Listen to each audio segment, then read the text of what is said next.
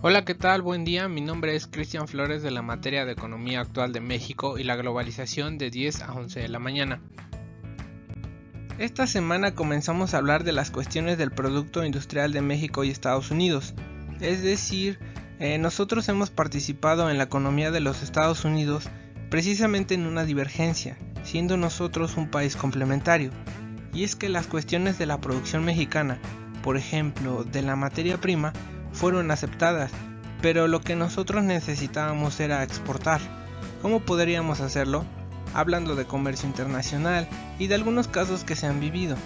Mientras que Enrique Hernández nos habla por medio de la Universidad Autónoma Metropolitana de Iztapalapa, nos establece precisamente cómo hacer los niveles relativos de productividad manufacturera en relación a 1960, donde Estados Unidos tenía todavía una gran necesidad de mano de obra y materia prima, para poder crear el programa Bracero, en donde se mandaron a traer a muchos mexicanos y a los Estados Unidos porque muchos de los campos estaban quedando sin producción a causa de la guerra de expansión. Es ahí donde muchos de los norteamericanos comienzan a tener otro tipo de educación y formación académica, por lo cual ya no querían hacer ciertos trabajos que los mexicanos comenzaban a realizar. Dentro de estas mismas sociedades, a partir de los años 60, el promedio ponderado con respecto a lo que se estaba produciendo y a lo que se va a tener en crecimiento, nosotros vamos a establecer un puente.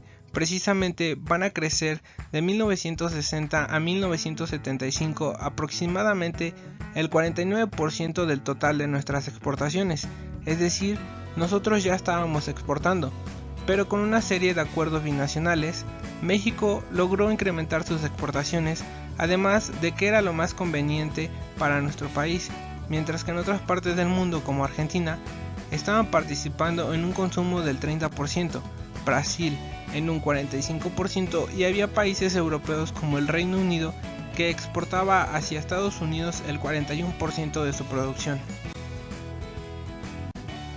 La situación precisamente del gasto gubernamental tiene que encontrar un sano equilibrio dentro de los sectores productivos del país para que estos se echen a andar y no generen ganancia, pero sí generen una estabilidad económica.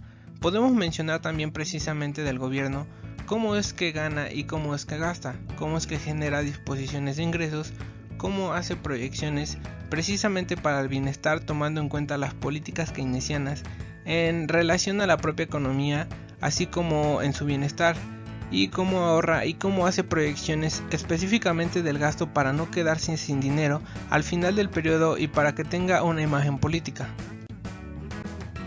También hablamos sobre el tema de la soberanía nacional, que dice que el reglamento del ejército en cuestiones de telecomunicaciones, energéticas y de seguridad nacional es un tema prioritario, pues inmediatamente el ejército mexicano estaría precisamente no a evadir, pero sí a tomar las riendas de lo que está sucediendo. Y es que si ya sucedió alguna vez y que ocasionó un paro de ferrocarriles nacionales y un paro en el norte de la República, fue el ejército mexicano quien se hizo cargo de todo esto, siendo problemas que han tenido distintos países en relación a la privatización, por ejemplo, de las comisiones de electricidad. Y es que las cuestiones de nosotros muchas veces ni siquiera aprovechamos el tema de la gravedad, de la electrostática, entre otros.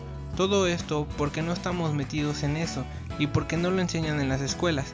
Y es que el fenómeno de capilaridad, nosotros pudiéramos hacer bombas que nos lleven al agua desde abajo de la cisterna hasta un segundo piso, simplemente aprovechando el fenómeno de capilaridad. Con esto yo concluyo mi participación, muchas gracias por su atención y sigan teniendo un buen día.